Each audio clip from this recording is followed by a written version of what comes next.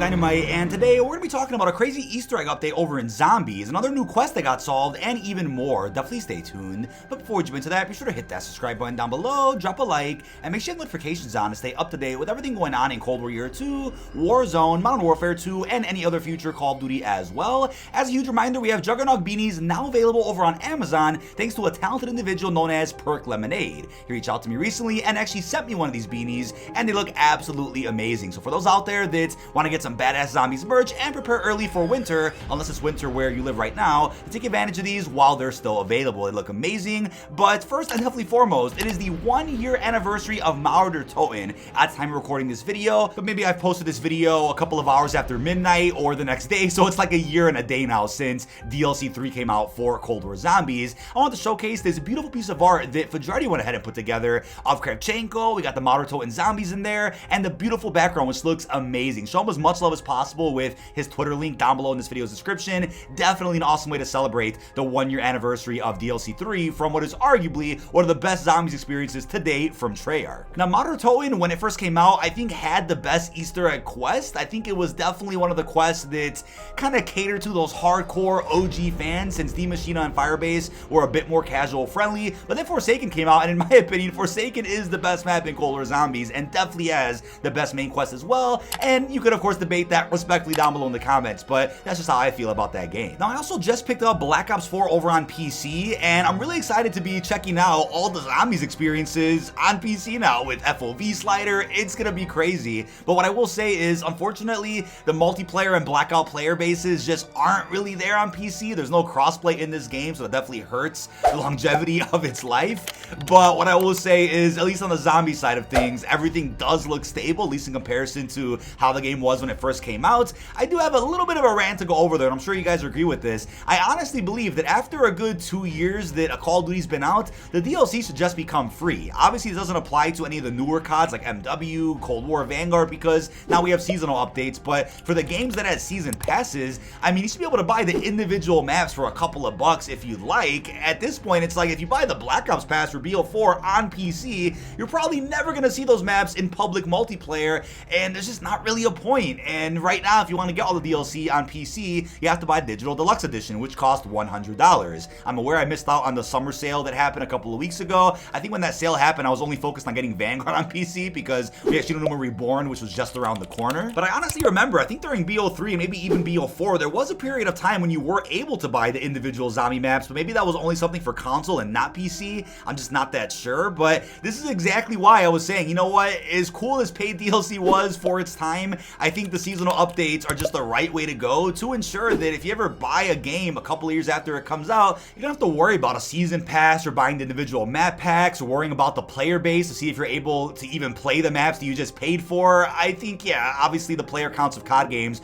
go down after a couple of years that it's been out, but with the seasonal updates, it ensures that everybody out there has a chance to experience the DLC maps. Now, I'm not going to go off on another tangent regarding paid DLC versus seasonal updates, but in regards to Zombies, what I will say, and as I put out on Twitter a little while ago, I don't think people realize the DLC we've gotten for MW19, Cold War, and Vanguard would have been the exact same, if not better, if COVID didn't happen, even if we paid for it. So I still think even if you had a season pass for a game like Black Ops Cold War, that wouldn't have changed anything about Firebase, Mauer, Forsaken. That wouldn't have put any extra money in developers' pockets. What I would wonder though is how Outbreak would have worked in Cold War. Would that just have been added through like a free update? Would you have to pay $10 for that mode individually at the menu? Definitely curious on how that would have worked, unless Outbreak would have also been featured in a season pass of sorts for Black Ops Cold War. But you know what? I love zombies. You guys love zombies. Let's talk about some Easter eggs now. So starting off with Blood of the Dead, I want to give a shout out to Mystery HQ for putting together a fantastic video talking about these Easter egg updates. I have his channel and video linked down below in this video's description.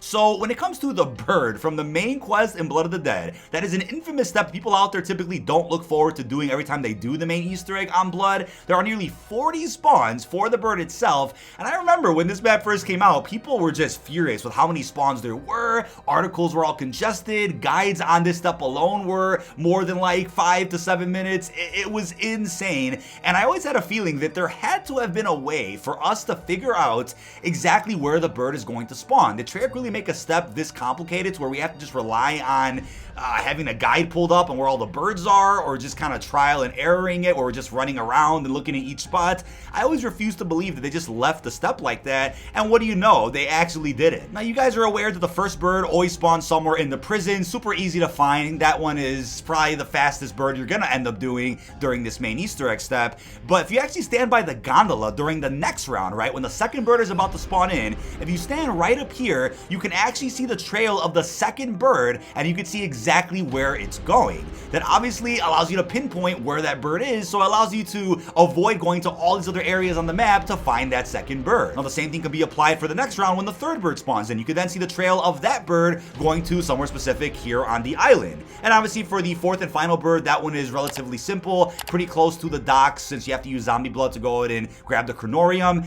And when it comes to the bird step itself now, this just made things so much easier and saves people so much time. I can't even imagine how different the speedruns are going to be now for this map, because I'm pretty sure a lot of restarts were due to having bad bird spawns. So even then, right, you can obviously restart a lot sooner versus kind of running around the map looking to make sure to see that it's in a certain spot. I mean, this definitely helps people all the way around. And massive shout out to No Thumbscrew for apparently figuring this out first. And they're absolute legends, absolutely love those people.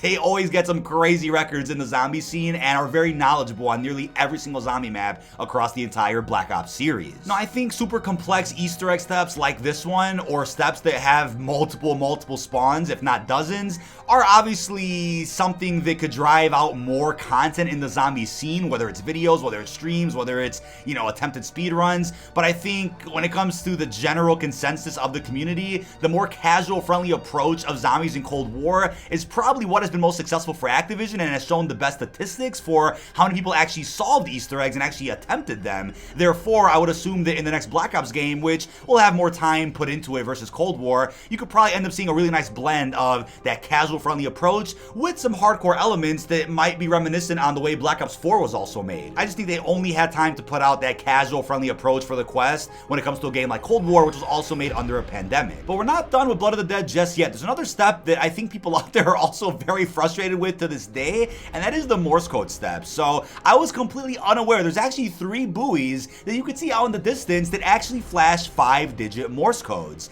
And I think the way people out there have typically solved this Morse code step is, again, through trial and error. If you're on co-op, have somebody hold a zombie while you sit in the cell and try to figure out what the actual code is. On solo, it's a bit harder. You're probably doing it in between rounds where you're testing out, right? Do you have to hit a short beep or a long beep? But there's actually a more direct way to solve this, and here's how it goes. So what you do is just see which numbers you get from the 3 buoys, and then you just add those 3 numbers together.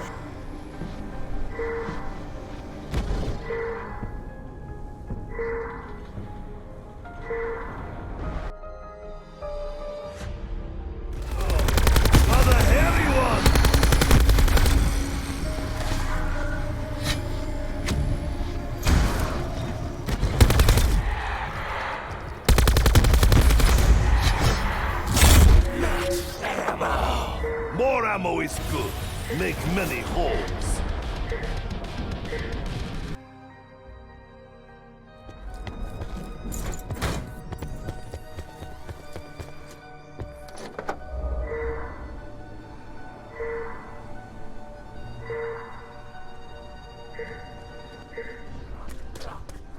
And whatever the sum is of those numbers can then also be translated into Morse code. And the way you do that is very simple. You just look at what the number is here on the chart. So if it's 20, you get the code that represents 2 and the code that represents 0. Put that code together and just type all that in the clicker within the cell. I believe you're always going to get a 2-digit number, so it's very simple. You just put together whatever the codes are there on that chart, and then you just input that right here in the cell right away, and there's no trial and error required whatsoever. Now, it's funny because I always had a feeling there was something on the map that gave us the Morse code, but I could just never figure out what it was. When this map first came out, we were hunting it. I was looking at the lamppost, looking at everything that flashed on the map, but never thought to look in the water with a shield and look at the buoys to see if they were flashing anything. So big shout out to Oliver, who first figured this out on Blood of the Dead not too long ago and managed to share this with the zombies community. I mean, I absolutely love when things like this happen, where maybe we're doing a step wrong all this time and then all of a sudden something something gets solved a couple of years later that changes everything and changes our complete perspective on how the quest is done. So honestly, this goes back to my point about how guides are very typically rushed for zombies Easter eggs, and that has become a problem over the years. I mean, not only do you have steps that have been changed, like a day or two after the quest releases to where the guides are then wrong, but then you also have people that maybe do a quest one time, make a guide, and then all of a sudden, a day or two later, people out there figure out easier ways to do those steps, or figure out other spawns for certain elements of that step. And that's why I always say, give it at least a day before you put a guide out. I understand in the YouTube business, you gotta get a guide out pretty quickly to get in those search results, to get the most views. I get that, but you know, I personally care about getting the step done right and explaining it right. And I think when it comes to Blood of the Dead, if more time was put into the actual hunt, if people out there gave the game more of a chance, and also if there weren't any blue screens, I think people out there probably would have figured this out back during 2018. But as I talked about with Shi No Numa Reborn recently, I waited a day before doing a guide for the main quest for all the side Easter eggs, because a lot of the guides that went out on day one either weren't correct or were missing information that people out there may need if they get different spawns for certain parts or whatever the case is. So hopefully this encourages more people to do the Blood of the Dead Easter egg. I personally think Blood of the Dead is my favorite map in Black Ops 4. It is such a strong map in terms of gameplay, has some great side Easter eggs that are very difficult for the hardcores, and also has some phenomenal story that I think to this day is some of the strongest Ether storytelling we've ever gotten. But other than that, we're not done with the Easter eggs just yet. So according to Absolem, another zombies YouTuber, he actually figured out a Jack-in-the-Box upgrade Easter egg on the Darkest Shore in World War II. Now, huge credit to Absolem for figuring this out, because I'm sure not many people out there are actually playing the Darkest Shore to this day. I think World War II Zombies is still fun to try out for the first time. It's still worth giving a chance, and I think if you're a hardcore zombie player, there is some fun in the mode itself. Final Reich and Shadow Throne are very solid. I think Frozen Dawn also has some great wonder weapons, but Darkest Shore is a bit it's a little hectic, and I think Tortured Path is obviously the Tortured Path. No need to further explain myself, but he went ahead and figured out exactly how to do this, and it's really not that difficult. So what you want to do is get Jack-in-the-Boxes from the mystery box, which isn't always easy to do, but if you're lucky enough to do that, you then want to go to the beach and throw a Jack-in-the-Box specifically here in this hole, and you will hear an indication noise that you've done it correctly. Now what you then want to do is go to the first phase of the boss fight here in this main Easter egg, which I'm going to remind you is not for the faint of heart if you're a casual or if you're new to World War II Zombies. It's not that easy of an Easter egg, and also is a pretty difficult boss fight, but if you're hardcore, if you're an OG, if you're a speedrunner, then I'm sure this will be a walk in the park for you. But what you'll notice is that when you get to the first phase of this boss fight now, there will be a Jack-in-the-Box sitting here on the beach, and it will attract all of the regular zombies. What that allows you to do is focus just on the spider-looking boss, the Mueller, forgot his name. It allows you to do this very, very easily in comparison to having to worry about somebody training the zombies or somebody else focuses on the spider. I mean, this boss fight isn't easy, but I'm happy that there is a way to make it just a tad simpler, and this is something that's been sitting here for years, and I'm happy that the community finally took it upon themselves to figure this out. Now, Absolem is definitely a zombies OG and has solved other Easter eggs first in the past, which is phenomenal. He managed to get the Don't Freeze Easter egg done over on Tagger Toten, and that was a really awesome find. It took a couple of months after the map came out to get that discovered, but gotta love when there's zombies OGs out there that still try to figure things out that are often left mysteries for years. But that's not all, folks. I don't want to end it just there. I do want to talk about the recent rumor that apparently there are two maps coming to Vanguard Zombies. We have ZM_Red and ZM_Beige. ZM_Green was Shi No Numa, but it's like, wait a second, what is ZM_Beige? We can understand ZM_Red being like a dark ether type of map, or like that region from Terra Maledicta expanded upon, but with the recent intel that confirms we're going back to Egypt, I think Zombie_Beige does represent that brown sand type of vibe that Egypt would give off. So I do think the next map is ZM_Beige, but the big question is, what is ZM_Red then? Could that be like a bonus survival map that comes out at some point that expands upon the Dark Ether region that was in Terra Maledicta? We already have the Void objective in Terra Maledicta, allowing you to play on that region for nearly as long as you want, but is there something else coming to that game that we just don't know about? Could it be like a Groston House or the Giant type situation where a bonus survival map is added to Vanguard that has no Easter eggs on it or any wonder weapons of any sort, but it's something there to play just for fun? Certainly a possibility. Or could it be like this Easter egg reward for doing the final quest that'll be in ZM_Beige. Now, even if you don't like Vanguard Zombies, I guess you could say content is content. It's something for those out there that are itching for more Zombies DLC if this does end up happening, but we do know at the very least one more map is indeed coming to this game at some point later this fall. But for those out there that are interested in the Vanguard Zombies storyline, what's happened thus far, and the serious implication of Shi No Numa's main Easter egg, I posted a really awesome video this past week, which was actually scripted by Kaljitsu, storyline expert in the community. I ended up premiering that live here on the channel. I want to thank all you guys for the support on that longer video. We talked all about what's happened thus far in the new Dark Ether prequel that is present in Vanguard Zombies, and just how it sets up a very interesting future for the story of zombies altogether. That video is linked down below in this video's description. Now, considering the hot Black Ops 4 Zombies gameplay in the background, I want to throw out a bit of a hot take. I think each Zombies game from Treyarch specifically got progressively better than the last. So I do want to say BO2 is better than BO1, BO3 is better than BO2, and BO4, surprisingly, is a bit better than BO3. And if you guys are like, wait a second, what are you talking about? Well, I do think, and it's supposed to work this way, each Zombies game innovated on what the last game did, and also listened to fan feedback from that last game and ensured that the newer game they put out kind of listened to that feedback and introduced things that maybe solve issues that were in their last iteration. And if you're like, wait, DK, how does Cold War surpass Black Ops 4 then? There's no main crew, no complex Easter eggs really.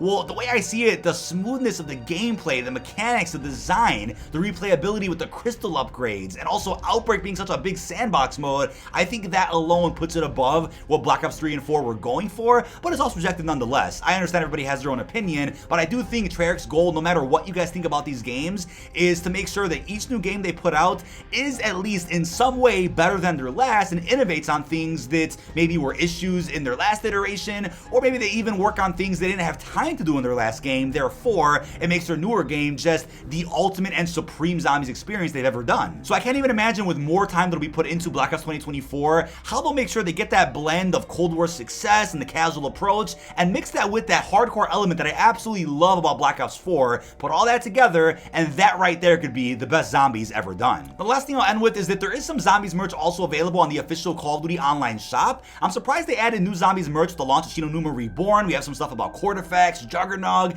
the ray gun even. There's some decent looking merch on here. I mean, the COD online shop, I think right now is a bit different than what we were used to from a couple of years ago when the old shop was out for a game like Black Ops 4. That old shop was phenomenal. There was some great looking merch for the multiplayer operators.